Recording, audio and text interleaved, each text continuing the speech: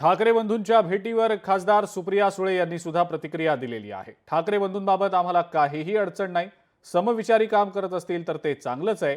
पालिका निवडणूक अनेकदा आम्ही वेगवेगळं लढलेलो आहे, असं सुद्धा सुप्रिया सुळे म्हणतात।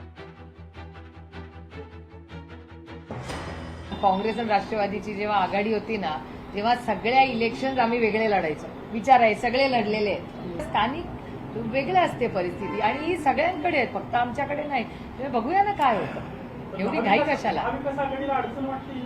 कशाची अडचण? असं होतं ना, जसं इलेक्शन होईल चर्चा होतील, घाई काय आपल्याला? चर्चा तर होऊ द्या। स्टँड घेऊ, घाई करण्याची गरज नाही। अजून पुढे त्यांचं स्टँड ठरलेलं आहे, दोन भावाचा स्टँड ठरल्यानंतर आमची पण भूमिका आम्ही त्या संदर्भात सांगू। पण एक नक्की आहे की स्थानिक निवडणुका आहेत आणि स्थानिक परिस्थिती पाहून तो निर्णय आमचा होणार।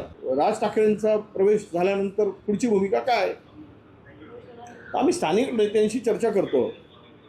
उदाहरणार्थ मुंबईच्या सर्व नेत्यांबरोबरची बैठक लावली आहे, त्यावर चर्चा करू। आघाडीच्या दृष्टीने चर्चा करू। राज ठाकरे साहेब आल्यानंतर काय भूमिका राहणार आहे ही चर्चा करू।